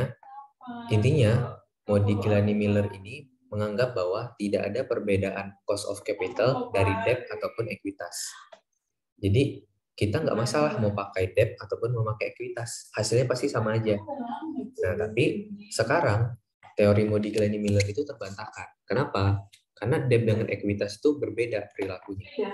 Kalau debt itu ada efek pajaknya, kalau capital itu nggak ada efek pajaknya, dan banyak perbedaan lain. Itu silakan dicek lagi, biar teman-teman sekalian belajar juga. Nah, intinya teori Modigliani-Miller itu kayak gitu. Nah, kita itu diminta untuk membuktiin. Gimana membuktikannya? Misalkan, harusnya ya, WACC-nya kan tadi, nih, intinya, teman-teman lihat lagi soalnya, harusnya di soal 1 ini, menurut Modigliani-Miller, hasil dari capital structure nomor 3 tadi atau WACC nomor 3 itu akan sama dengan kalau misalkan kita pakai full semuanya pakai ekuitas. 100% dari ekuitas. Jadi dianggap debt-nya nggak ada. Jadi semuanya full dari common share. Hasilnya harusnya sama kalau pakai teori Modigliani-Miller. Itu kita nomor satunya dulu nih pelan-pelan. Nah, kita lihat di sini. Ya. Tadi ini existing itu aku tandain warna ini aja deh, warna hijau misalkan. Nah, yang new itu aku tandain warna biru biar teman-teman nggak bingung. Nggak cakep warna biru, warna oranye deh. Nah, untuk existing tadi debt dia sumbernya dari debt dan equity, ada dua, ya kan? Nih ada debt dan equity, di mana debt-nya itu totalnya dari 50%, bener kan? Sorry, ekuitasnya 50%. Berarti debt-nya berapa? Ya, debt-nya otomatis 50% juga. Karena full-nya 100. Kalau 50% dari equity, berarti 50% dari debt. Gitu. Atau kalau teman-teman masih nggak percaya, ya udah ditotalin aja nih proporsinya. Pasti 50. Tuh. Jadi untuk yang soal 3 tadi, itu tuh debt-nya 50%, equity-nya 50%. Nah, kalau kita hitung debt to equity ratio-nya adalah 1. Debt to equity ratio itu debt dibagi equity. Bagi aja dari weight-nya. 50 dibagi 50, yaitu 1. Nah, WCC-nya berapa? Ya sesuai yang kita dapetin tadi. WCC-nya adalah 18,56%. Nah, terus cost of capital-nya 27,5, ya kan? Cost of capital-nya 27,5 yang ini. Nih. Nah, kemudian untuk cost of debt-nya itu gini cara nyarinya, teman-teman. Bentar. F36 mana nih? 18,56 dikurang ini setengah dibagi dengan 36. Oke. Jadi nanti ini sebenarnya kayak kali silang aja. Untuk mencari cost of debt-nya itu teman-teman bisa pakai ini 18,5 ya F36 nih 18,56% dikurang 27,5 dikali proporsinya dikali 50%. Nanti setelah kita kurang baru kita bagi dengan proporsi si debt-nya yaitu 50%. Ini sebenarnya bolak-balik rumus saja. Jadi ntar kalau misalkan teman-teman mau pakai template Excel ini aja. Di sini aku udah berani jamin ini bakal benar. Nah, jadi nanti dapat cost of debt-nya sebesar 9,62%. Oke, ini adalah existing-nya. Nah, sekarang kita mau membuktikan gimana kalau misalkan pakai teori Modigliani-Miller. Teman-teman ingat pernah ketemu rumus cost of equity yang baru dari sini? Nih, yang bawah cost of equity yang baru itu berdasarkan teori Modigliani-Miller sama dengan WACC ditambah WACC dikurang cost of debt dikali dengan debt to equity. Oke. Nah, untuk ekuitasnya itu tadi soal satu tadi minta ekuitasnya 100%. Nggak ada debt-nya, berarti ekuitasnya 100%. Sehingga debt to equity-nya 0. Gimana bisa tahu dari 0? Karena debt-nya 0. 0 dibagi 100 hasilnya 0. Ya kan? Berarti debt to equity-nya 0. Nah, WACC-nya sama 18,56%. Dan cost of debt-nya juga sama ya. Atau bahkan cost of debt-nya di sini 0, sorry. Karena ya karena memang nggak ada nih cost of debt-nya. Karena debt-nya nggak ada, berarti 0. Nanti dulu, salah deh. Nah, cost of capital-nya berapa? Ya udah tinggal kita cari dari rumus ini. KWACC 18,56% ditambah 18,56% dikurang 0% dikali 0. Berarti yang bagian ini, yang bagian KWACC dikurang KD dikali debt to equity-nya itu 0. Kenapa? Karena debt to equity-nya 0. Kan mau berapapun hasil pengurangan ini ya, kalau dikalikan 0 kan hasilnya 0. Sehingga teman-teman sederhanain aja, cost of equity sama dengan WACC. Makanya cost of capital-nya adalah 18,56%. Nah, di sini terbukti nih si teori Modigliani-Miller. Kalau misalkan kita pakai rumusan dia, maka cost of capital-nya akan sama dengan WACC yang udah ada di perusahaan. Sama-sama 18,56%. Gitu. Udah? Selesai. 18,56%. Silakan. Dicoba diperhatiin dulu, baru ditanyakan. Silakan teman-teman. Pelan-pelan aja untuk yang nomor 4 karena nomor 4 ini memang rada rancu. Silakan. Sibuk banget. Sibuk emang. Ini berapa dia? 5. Kak, WACC new-nya kenapa bisa sama? Karena kan KWACC itu ya WACC yang udah ada. Sementara WACC yang sekarang adalah yang ini, yang di cost of capital ini. Nah, ini kita pakai angkanya sama aja dengan yang di atas, yang di existing. Cost of debt-nya kenapa 0%, Kak? Karena kita nggak pakai debt di yang asumsi barunya, di mana asumsi barunya full pendanaan dari ekuitas. Jadi cost of debt-nya 0.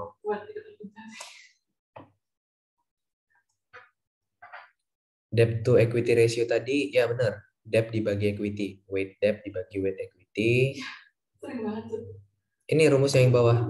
Ini udah jelas loh. Ini rumus WACC biasa, yang bawah rumus Modigliani-Miller. Ya. Baik banget. Kak, ini yang dibilang harus sama itu WACC apa cost of capital, sama aja. Kalau di yang kasus new ini, WACC-nya adalah cost of capital-nya. Kan di sini udah nampak nih. KWACC dikurang KD itu sekian, dikali debt to equity yang 0 ya 0.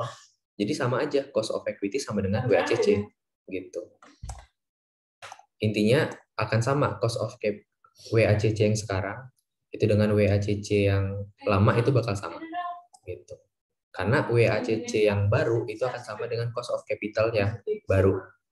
Karena debt to equity-nya 0. Gitu. Jadi acuannya WACC yang sama. Mas, cost of capital dari mana? Dari soal 3. Ayo, balik lagi soal 3. Yang nih. Tadi kan kita ngitung WACC nih. Nah, ini kan 27,5 nih. Jadi soalnya itu nyambung untuk soal 1 sampai soal 4. 27,5.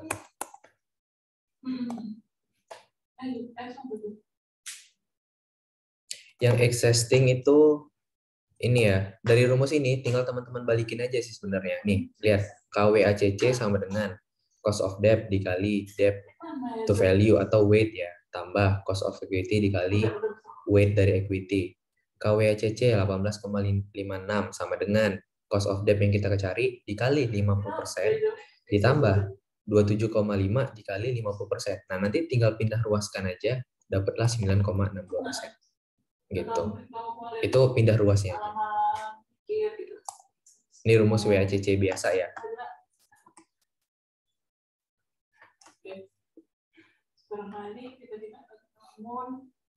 Coba silakan teman-teman langsung oret-oret aja juga di kertasnya. Coba nih, KWACC 18,56 sama dengan cost of debt-nya yang mau kita cari dikali 50% ditambah 27,5 dikali 50%. Pasti hasilnya nanti 9,62. Biar teman-teman makin paham juga sambil dicoret-coret aja. Ini kita nomor 4, kita pelan-pelan dulu. Karena mana tahu soal ini masuk, nantinya ke depan, ini poin menguntungkan bagi teman-teman. Di sisi lain, banyak orang yang kadang masih bingung untuk nomor ini. Khususnya, ini kasusnya dari angkatan aku ya, itu banyak yang bingung untuk soal 4. Silakan.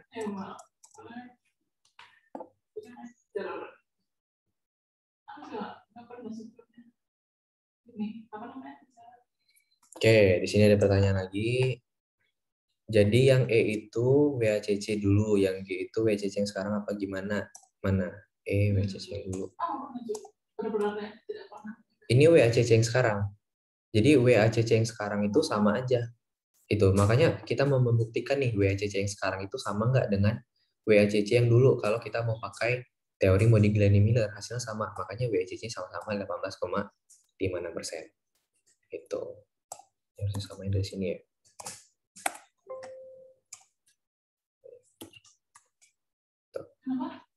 Jadi tujuan kita adalah membuktikan WACC yang sama. Kenapa WACC yang sama? Ini tadi, debt to equity-nya 0. Sehingga WACC akan sama dengan cost of equity. Cost of equity-nya adalah 18,5. Gitu, teman-teman. Bedanya WACC itu kan gabungan dari cost of capital dan cost of debt. Kalau cost of debt, cost of capital ya berarti cost untuk instrumen ekuitas doang. Kalau WACC kan cost of equity ditambah cost of debt. Kak, kalau existing itu berarti yang dipakai cuma debt sama equity aja ya Kak. Terus kalau equity-nya, nah nanti untuk yang existing ya tergantung sama soalnya. Ingat, di sini kasusnya berantai, oke? Itu dulu. Jadi teman-teman ini mungkin bingung karena masih menganggap kasusnya terpisah. Padahal kasusnya berantai. Existing ini yang udah ada maksudnya. Dari mana? Acuan dari WACC yang udah kita hitung di kasus 3. Kalau misalkan nanti existingnya emang nggak ada debt, ya nggak usah teman-teman pusingin. Berarti emang nggak ada debt. Jadi existing ini kasus yang udah ada. New ini kasus barunya. Kasus Modigliani Miller-nya anggapannya. Di mana tadi di soal dibilang, nih, semuanya full dari equity, 100% dari ekuitas nih. Gitu. Jadi new-nya nggak ada debt-nya. Sementara existing ada debt karena ya sesuai dengan soal 3. Dia nyambung soalnya. Oh, Kak, berarti bisa juga pakai debt terus KOC-nya 0. Ya bisa-bisa aja kalau memang existing-nya nggak ada debt nantinya. Jadi existing ini ya sesuai dengan kondisi yang udah ada. Sementara new ini kan asumsi menggunakan teori Modigliani Miller. Nggak tahu, kayaknya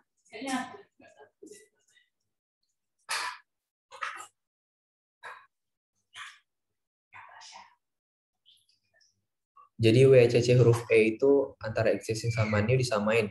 Hasilnya bakal sama harusnya kalau perhitungan teman-teman benar. Karena kan teori Modigliani Miller itu ya emang kayak gitu bunyinya. Nggak ada perbedaan antara kita menggunakan debt ataupun equity. Jadi cost of capital-nya akan sama dengan WACC ya.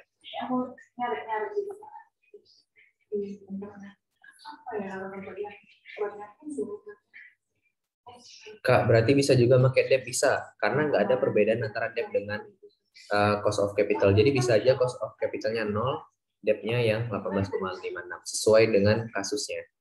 Gitu. Yang penting teman-teman paham dulu teori Modigliani Miller bilang bahwa nggak ada perbedaan antara debt dan ekuitas. Jadi 100% capital boleh, 100% debt boleh. Tapi dalam realitanya itu nggak terjadi. Kenapa? Karena justru ada perbedaan. Itu aja. Gimana? Silakan ditanyakan lagi kalau masih bingung.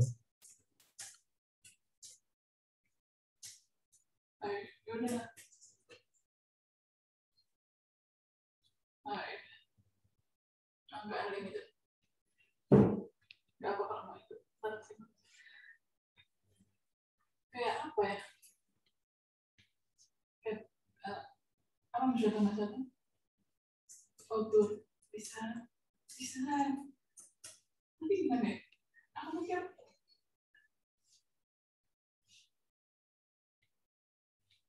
akuntan gitu kan. Oke, aku cek lagi pertanyaannya. Berarti kasus MM cost of capital selalu sama kayak WACC, mau 100% debt ataupun 100% equity. Mantap, benar. Ini kesimpulannya.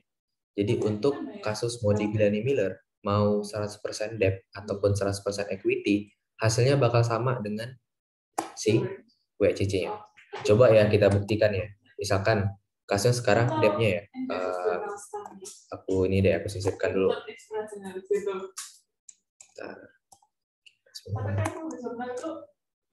Oke. Nah, misalkan nih kasus new-nya juga, di mana kasus new-nya adalah full pakai debt. Full pakai debt, berarti debt-nya adalah 100% ya. Berarti equity-nya 0. Terus, berarti 100 bagi 0. 1 bagi 0 nggak bisa ya. Debt to equity ratio-nya. Berarti ya benar. Oke, jadi mungkin kendalanya nanti di debt to equity ratio-nya, karena kan 1 dibagi 0 itu nggak bisa ya. Makanya nanti teman-teman bakal jarang ketemu kasus yang debt-nya 100%. Gitu. Jadi ntar kalau misalkan debt-nya 100% itu hampir nggak mungkin. Kenapa? Karena nanti debt to equity ratio-nya nggak bisa dihitung. Karena kan 1 bagi 0 itu nggak terhingga ya. Gitu. Makanya untuk kasus pembuktian Modigliani Miller, itu yang dipakai adalah equity yang 100%.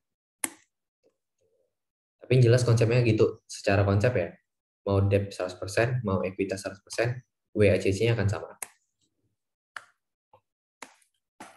Oke, gimana?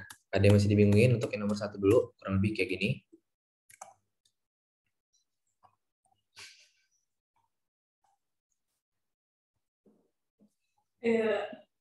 Kita diganti-ganti aja ininya, kata-katanya.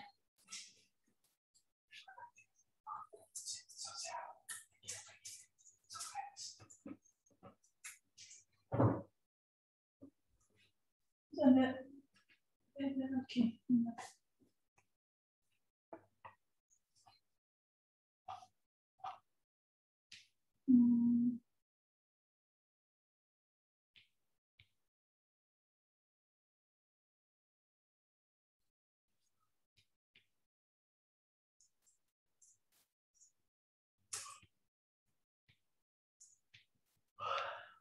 Kayaknya nyambungan yang tadi itu.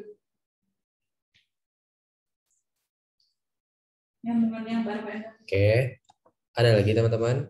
Coba inilah, ini ya, dicek-cek dulu deh, dibayang-bayangin lagi. Kita pelan-pelan ya. Sebelum kita masuk ke soal 2, aku ada mau coba-coba sesuatu dulu. Bentar.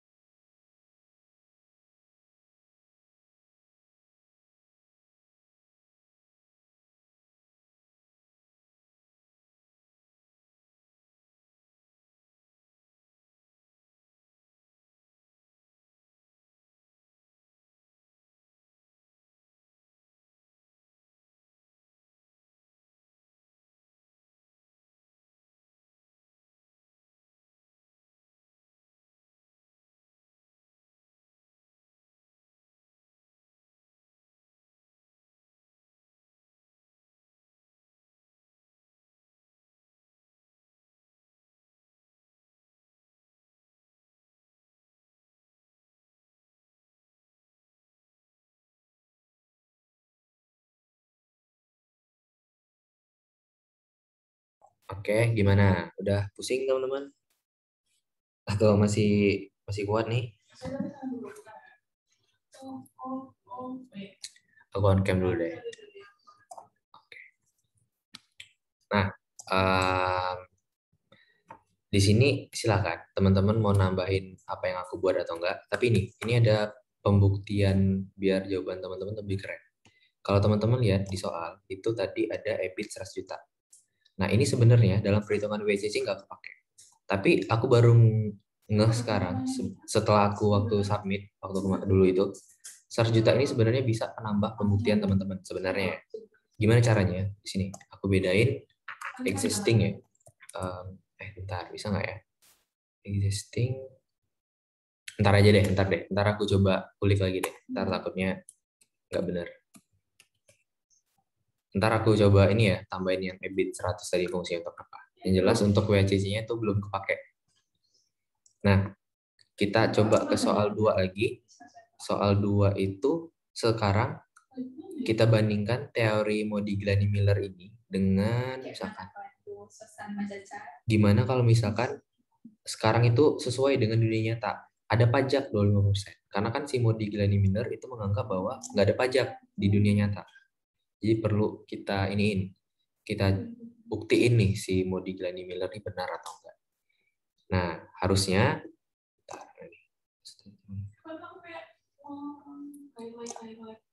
Nah ini, jadi di sini nanti kita ketemu rumus baru lagi ya. Kan kalau yang existing ini ya, masih debt dan equity 50-50, debt to equity ratio-nya 1, WACC-nya menjadi 17,36%. Nah ini dari sini, teman-teman. After tax-nya ini oke. Terus cost of capital sama, cost of debt-nya jadi 9.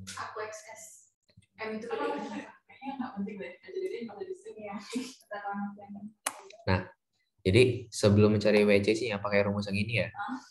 Cost of debt-nya itu segini, teman-teman. 9,62. Bentar deh. Nah, ini kadang rada ini sih, rada membingungkan juga. Cost of capital segini, cost of debt-nya segini. 1,56. Ini 1,56.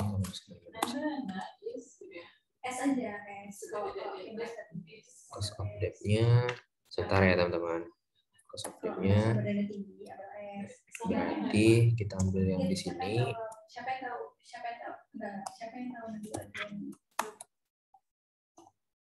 WACC yang ini sampai ini.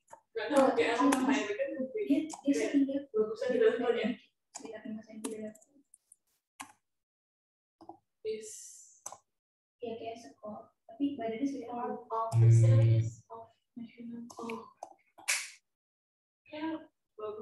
22,92 tinggal 7%.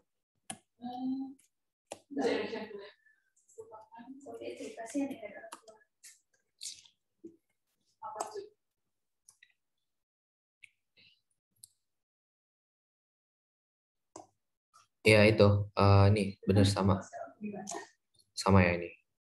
WACC-nya segini, cost of debt-nya 9,62%, berarti after tax-nya 7,21%, cost of capital-nya 27,5%. Nah ini yang existing. Nah sekarang gimana kalau misalkan kita mau ngebuktiin kalau misalkan yang tadi ya ada pajaknya 25% yang ini. Sebentar nih, aku bingung mengoperasikan untuk yang pembuktian new-nya. Kan new-nya equity-nya 100%. Terus debt to equity ratio-nya 0.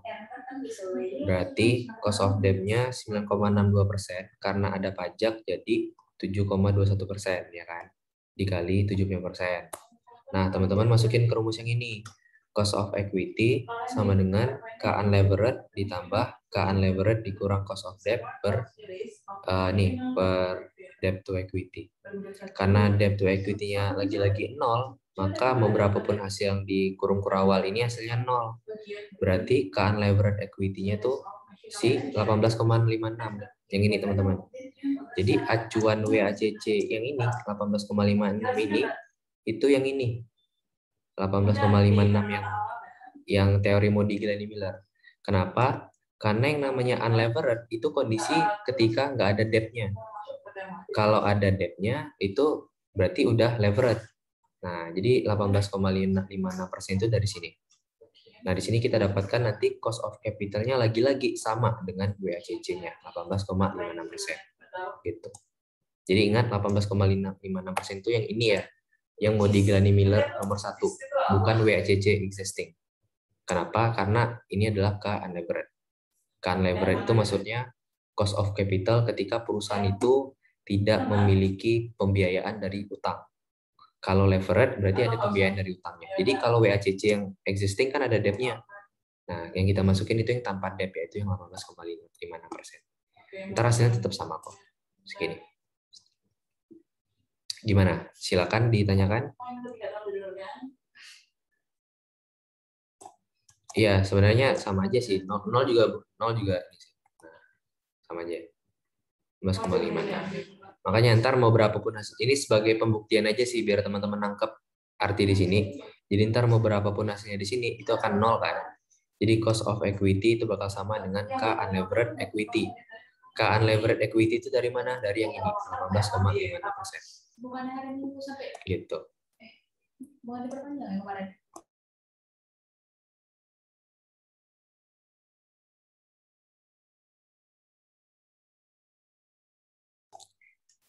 Oke. Gimana untuk yang ini? Ada yang ditanyakan? Atau gini aja deh, aku rubah formatnya. Ini dari yang MM nomor 1. Dimana tadi adalah debt-nya itu 0, kemudian equity-nya adalah 100% yang ini, terus debt to equity ratio-nya itu sama dengan 0, kemudian WACC-nya adalah ini ya, 18,56, cost of debt-nya 0, terus after tax-nya 0, nih, cost of capital-nya juga 18,56. Yang ini aja deh, biar lebih, MM nomor 1. Nih, jadi ini lebih clear ya. Aku rasa ini lebih clear. Sorry, ini warna ini aja deh, warna hijau. Ini warna oranye. Oke, udah. Gimana? Lebih clear sih aku rasa yang ini. Ya benar, karena ini soalnya ngikut terus. Jadi WC-nya pakai yang existing. Nah, ini itulah berarti teori MM nggak jadi terbantahkan dong, Kak? Nggak terbantahkan, tapi untuk yang kasus ini memang dirancang untuk hasilnya sama. Makanya di soal dibilang buktikan hasilnya sama. Gitu. Jadi memang yang buat soalnya merancang hasil dari Modigliani-Miller ini akan sama. Gitu. Intinya maksud nomor 2 itu, kalau misalkan ada pajak, harusnya hasilnya sama dengan ketika kita pakai full equity 100%. Jadi intinya ini jawabannya. Ketika kita ada pajak, ya tetap aja hasilnya tetap sama 18,56. Ya, nomor 1 nggak ada teksnya. Ingat di teori Modigliani-Miller yang pertama itu nggak ada teks. Gitu. Jadi pokoknya Modigliani-Miller menganggap nggak ada teks. Nah sekarang pembuat soalnya minta gimana kalau Modigliani-Miller ini nerapin teks. Buktikan hasilnya sama. Jadi memang soalnya udah dirancang untuk hasil sama. Jadi clue-nya adalah samain hasil WCC-nya, itu aja.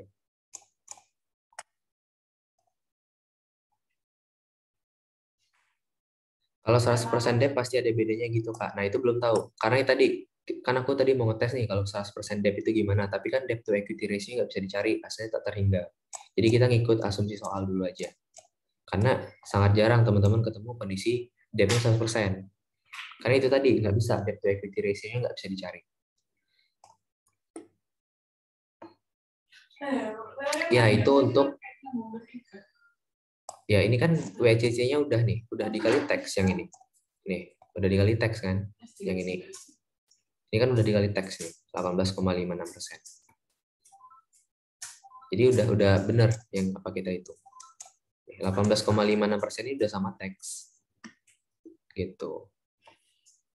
Yang existing kan dia udah pakai teks, udah menyesuaikan cost of debt after tax-nya. Jadi 18,56% ini udah sama teks. Tapi yang mau kita buktiin ya si new ini sama nggak hasilnya dengan yang udah exist.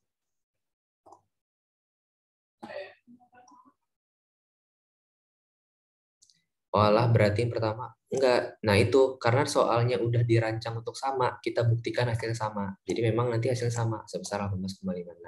Gitu aja intinya, sesuai dengan kepermintaan soal dia pengen hasilnya sama. Nah makanya di sini hasil sama. Walaupun di sini nggak ada teks, tapi secara perhitungan sama. Ini kan karena cost of equity-nya akan sama dengan cost of WACC-nya. Nah itu jadi nggak perlu teman-teman bingungin ada teks atau enggak. Yang jelas dari rumus ini, ketika full equity, debt to equity-nya akan 0. Berarti cost of equity sama dengan WACC. Jadi sama 18,56, 18,56. Gitu. Jadi ini acuan rumusnya itu yang bawah ini.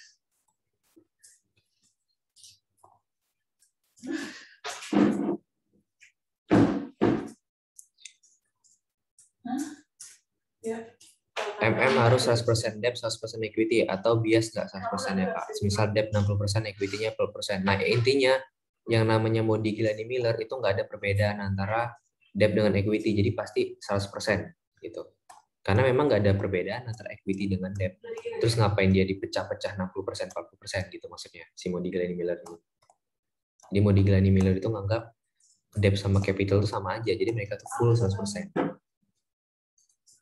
Tapi cara kita ngebuktiin itu seperti ini.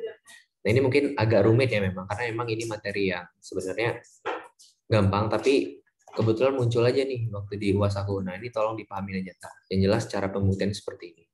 Balik ke rumusnya aja, biar teman-teman lebih paham lagi. Kalau misalkan teman-teman kurang nangkep konsepnya, coba dibalikin ke rumusnya dulu.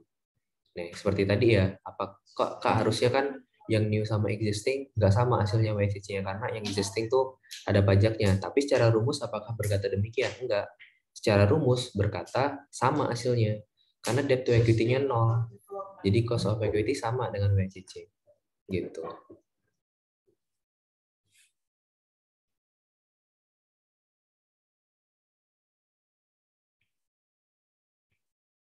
Gimana?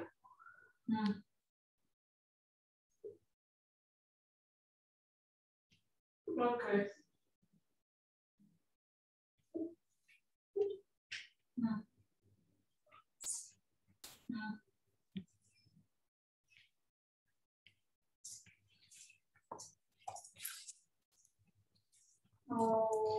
Mas, itu rumus cost of equity yang atas sama yang bawah sama aja kan? Beda. Jadi jangan disamain, beda. Karena memang secara pengertiannya sendiri beda. Tapi kebetulan hasilnya sama, itu aja. Jadi aku nggak mau kesimpulannya sama, tapi kebetulan aja di kasus ini hasilnya sama. Beda ya, KWCC tambah KWCC dikurang cost of debt dikali debt to equity, cost of equity sama dengan K unlevered equity ditambah K unlevered dikurang cost of debt dikali debt to equity. Intinya perbedaannya di sini. Ini WCC ya WCC, unlevered adalah kondisi di mana perusahaan nggak ada utang. Makanya aku ambil adalah 18,56% yang new. Kebetulan aja hasilnya sama new ini dengan WCC yang ada. Jadi kesimpulannya nggak sama, tapi kebetulan hasilnya sama. Gitu. Ini cara pembuktiannya.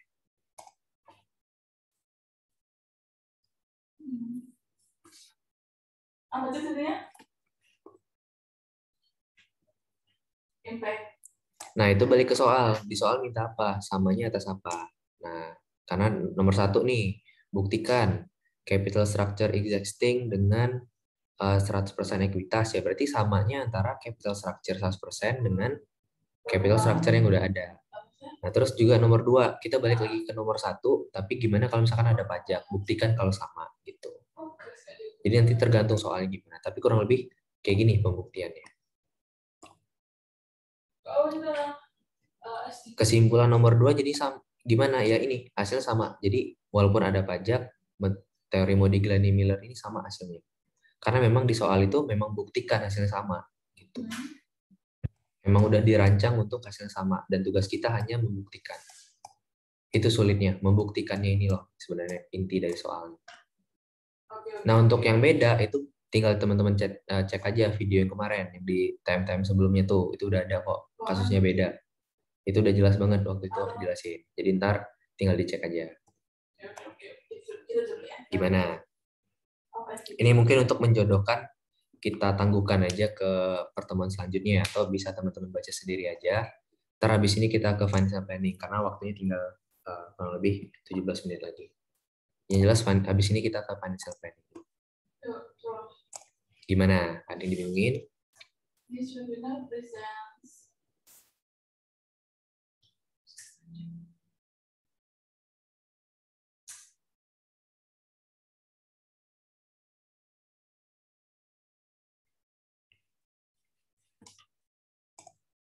Oke, kita lanjut dulu ya. Pokoknya untuk yang materi-materi lebih dalamnya itu mungkin untuk pertemuan tambahan ini itu aku nggak spesifik ke materi ya. Jadi tolong teman-teman udah belajar sendiri dulu. Karena kalau nanti terlalu melebar pembahasan kita, itu takutnya nggak terkejar soalnya. Jadi makanya dari tadi yang nanya materi yang udah aku jelasin, aku lempar ke lihat videonya dulu. Nanti kalau masih dibingungin, baru tanya lewat PC aja ntar. Oke, kita lanjut ke kasus yang terakhir. Nah, ini financial planning. Financial planning ini beda dari kasus 1 sampai 4. Jadi angka-angkanya baru. Jadi yaudah, kita udah ngelupain nomor 1 sampai nomor 4. Nomor 1, ya benar, nomor 1 sampai nomor 4. Nah, untuk nomor 5, ini soalnya terlepas dari, di sini clue-nya, kenapa aku bisa tahu beda nih. Nah, dari sini, terlepas dari proposal proyek tadi, kita itu mau financial planning juga, berarti udah beda nih case-nya. Dimana pada tahun 2020 kita itu menjual 10.000 unit dan harganya 140.000 per unit. Nah, ini data-data 2020 ya, dari aset sampai ke liabilities and owner equity. Nih, ini udah balance. Kemudian, nah ini untuk 2021, di mana target kita itu mau meningkatkan penjualan menjadi 15.000. Di mana tadi 2020 itu hanya 10.000. Berarti ada peningkatan 5.000. Dan harganya tetap. Nah, untuk mendukung proyeksi penjualan, kita itu meningkatkan kapasitas produksi dan berinvestasi pada current asset. Perusahaan sudah berinvestasi pada fixed asset dan nah, terus sebagai konsekuensi peningkatan investasi itu account payable dan accrued expense juga akan meningkat. Nah, kemudian perusahaan memproyeksikan perubahan pos aset dan liabilities yang relevan. Meningkatnya proporsional terhadap peningkatan penjualan. Sesuai ya dengan yang kita pelajari financial planning, itu ada metode percentage of sales. Tapi nggak semuanya bisa kita pakai. Karena nanti ada yang sifatnya butuh keputusan manajemen. Nah, pertanyaan pertama, jika proyeksi NPM 2021 adalah 10% dan perusahaan membagikan 25%-nya sebagai dividen, berapa DFN-nya? Itu nomor 1. Nah, kita jawab dulu ke nomor 1 ya. Kita nih. Terus untuk nomor 2 apa ya? Jika perusahaan memproyeksikan net NPM jadi 20%, oke, berapa di situ? Oke, gampang-gampang. Nah, ini ya. Ini kasus 2020 nih. 10, jumlah paketnya 10.000, harganya 140, salesnya berarti 1,4 M. Dari mana? Kaliin aja Q dikali price. Net income-nya 140 juta. Dari mana? Nah, di tahun 2020 tadi dibilang NPM-nya adalah, ada nggak NPM-nya?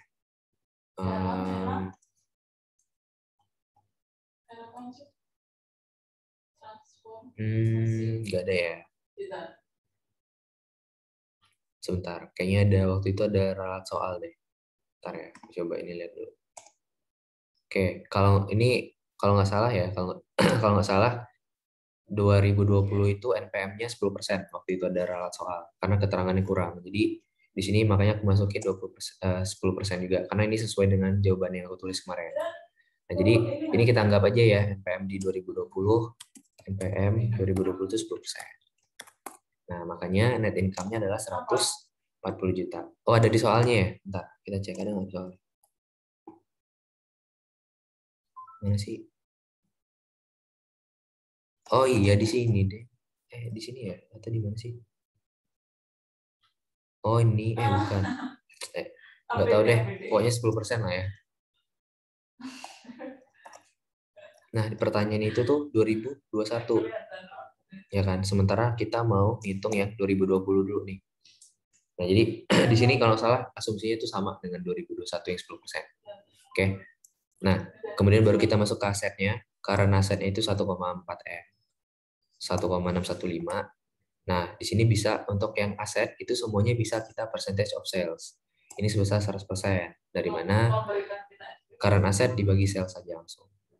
Net fixed asset juga seperti itu. Net fixed asset dibagi dengan sales dapat 115,36%. Account payable, accrued expense itu bisa di percentage of sales semua. Notes payable kenapa nggak bisa? Karena ada bunganya. Instrumen yang ada bunga itu nggak boleh di percentage of sales. Kenapa? Karena selagi ada bunga, dia akan menambah cost of capital.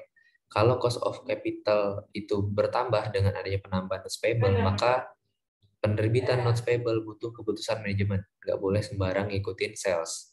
Makanya di sini not applicable. Long term debt juga, long term debt pasti ada bunga, bond payable apalagi.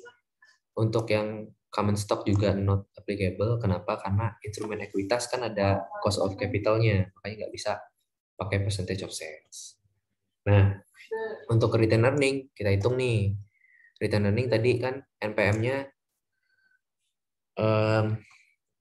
oh ya, ini kan udah ada di soal ya, cek yang 2020 ya. Bentar. Udah ada nih, 100, benar. Jadi ntar untuk yang 2021, untuk yang NPM 10% ataupun NPM 20%, return earning itu dihitung sendiri. Nanti kita lihat perhitungan gimana.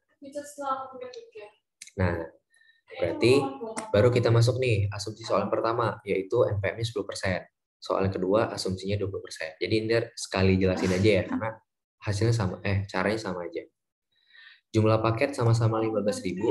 harganya sama-sama 140.000, salesnya sama nih 2,1 dan 2,1. Tetapi perbedaannya terletak pada net income-nya teman-teman. Nih. Nah, nih beda ya. Nah, kalau net income-nya yang 10% NPM berarti kan 210 juta. Dari mana? 10% dikali 2,1 M. Untuk yang 20% NPM berarti 20% dikali 2,1 M. Dapat 420 juta. Nah ini, net income-nya beda. Net income beda, efeknya kemana? Ke return earning. Karena yang namanya RE ending, ini akuntansi ya, RE awal ditambah net income dikurangi dividen. Nah, ini konsep dasar, jangan dilupain akuntansinya. Nah, jadi kalau NI-nya beda, maka hasil dari return earning-nya akan beda nih. Ntar kita lihat gimana bedanya. Nah, untuk current asset-nya 2,1 juta, 2,1 M. Dari mana? 100% nih. 100% kita kaliin dengan sales-nya. Sales-nya berapa? 2,1 M. Maka nih 100% dikali 2,1 M. Untuk net fixed asset-nya gimana? Berarti 115,36% kita kali dengan sales. Dapat 2,422 M. Untuk ini juga sama, yang 20% NPM. Kenapa? Ya karena dari sales, bukan dari net income. Jadi baik 10% NPM maupun 20% NPM hasilnya sama. Nah, kemudian kita masuk ke account payable.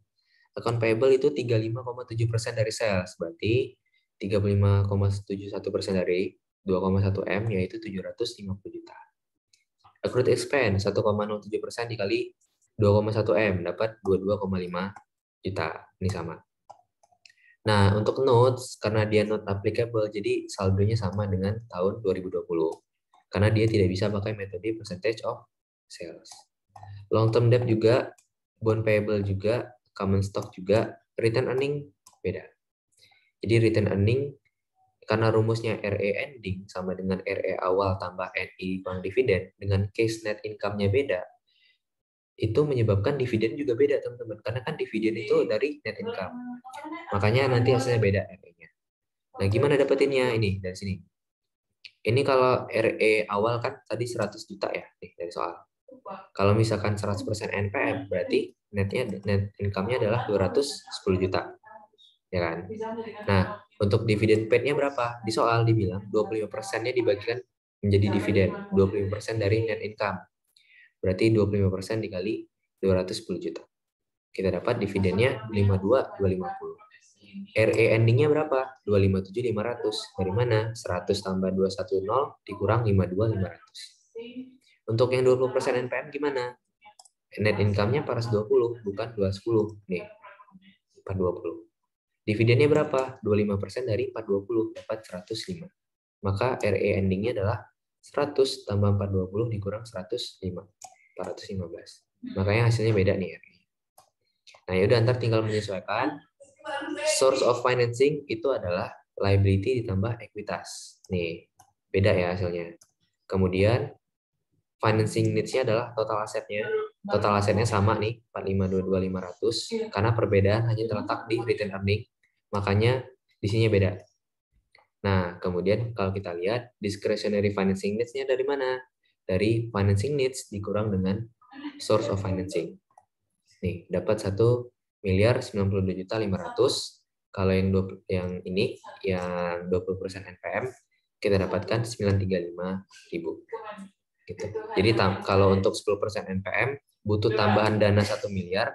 Kalau untuk 20% NPM butuh tambahan dana 935 juta. Gitu. Dah, sampai sini selesai. Untuk jawabannya itu sampai sini.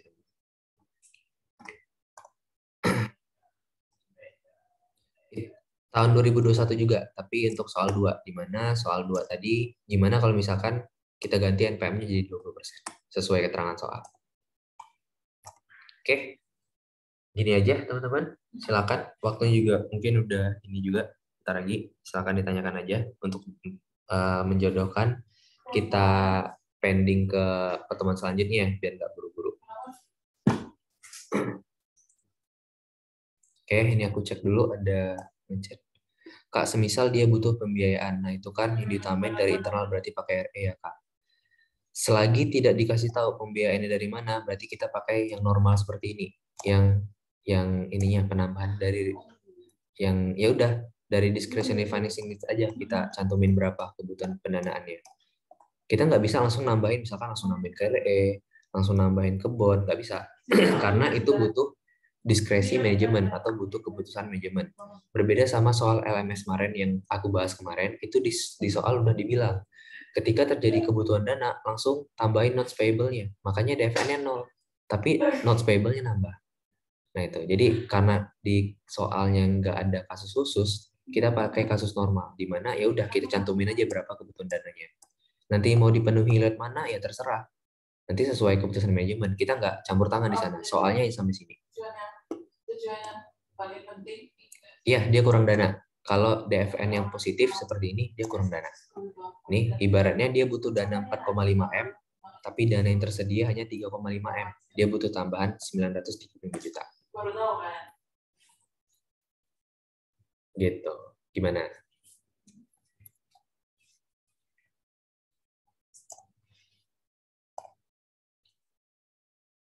Iya, nah NPM pasti dikasih tahu.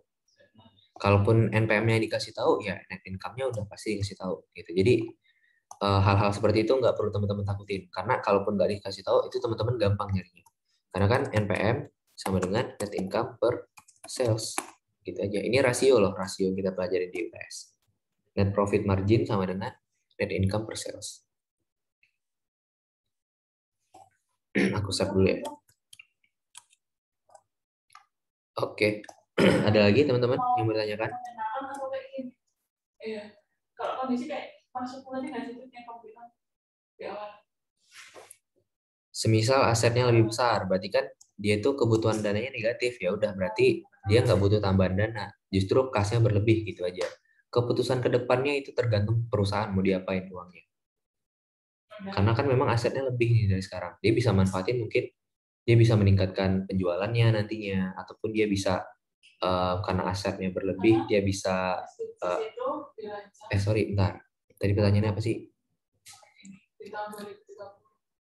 Semisal asetnya lebih besar, ini asetnya lebih besar kan, berarti kan dia butuh, ini kan kondisi seperti ini, DFN-nya positif itu asetnya lebih besar, artinya kebutuhan dananya lebih besar, maka dia perlu nambahin dananya, makanya ada namanya DFN.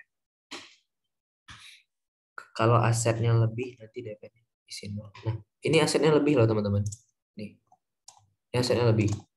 Mungkin kalau masuk teman-teman liabilities dan equities-nya lebih, ya udah DFN-nya negatif, gitu aja. Tulis apa yang kita dapatkan.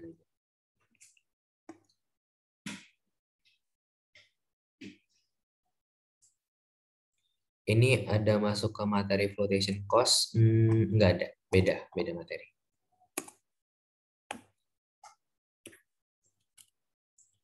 Gimana? Ada lagi?